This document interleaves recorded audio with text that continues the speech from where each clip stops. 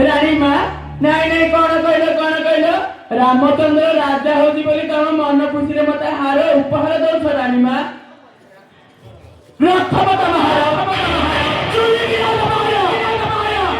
रानी माँ तुम पुओ भरत मन केते दुख न हो बोलो रानी माँ मो संसार छाड़ी मो पिला छुआ छाड़ी तुम संसार को आसी कौन तुम सुख देखी बोली रानी माँ तुम पिता तुमको शाशु घर पठाइले बेले मत कही दासी बंधरा मो कई झीर सुखरे दुखरे साथी हो रही मु कौन तुम सुख देखी बोली आसी रानी माँ मु मरी गए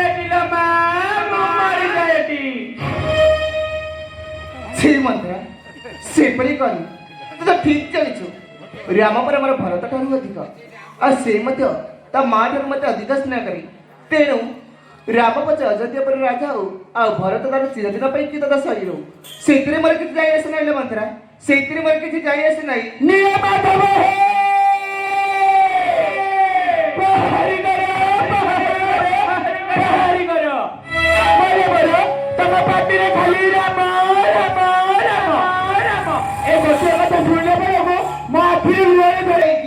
रानी गो सुन पानी मोहर रानी गो सुन पानी मोहर पड़ुची उठुची राजनर पड़ुची उठुची राजनर रानी गो सुन पानी मोहर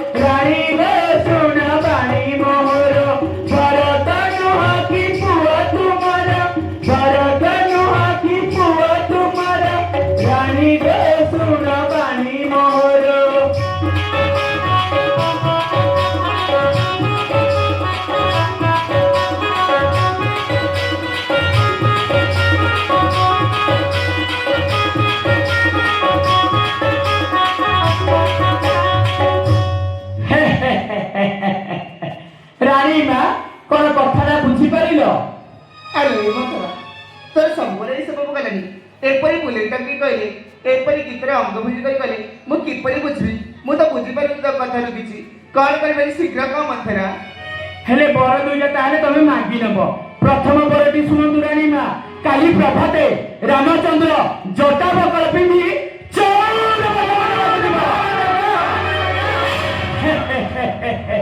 आ तुमर द्वितीय बर हेउछि भरत ए अयोध्या हेब राजा राजा राजा राजा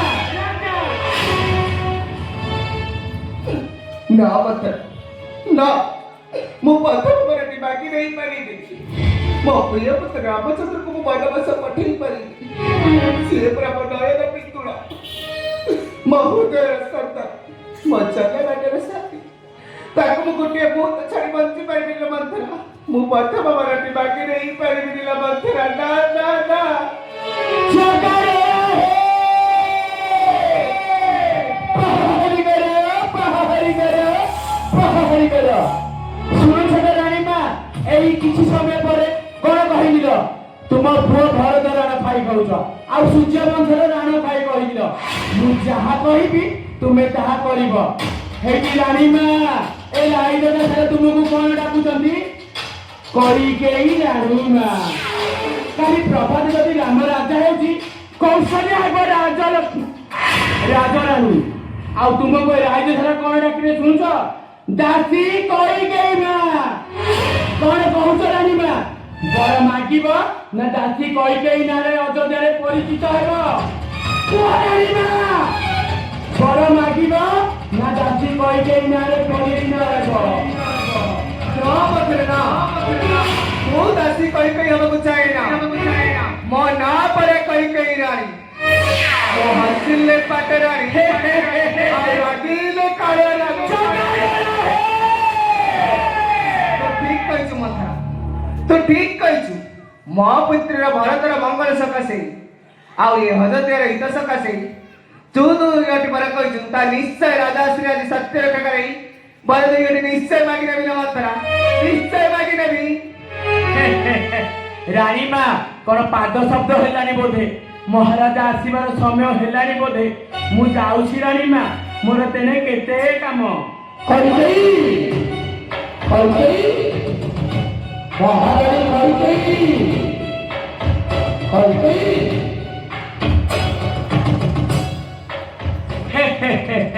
ରାଣୀମା, କଥା କୋଉ ମାରକକୁ ଯାଉଛି?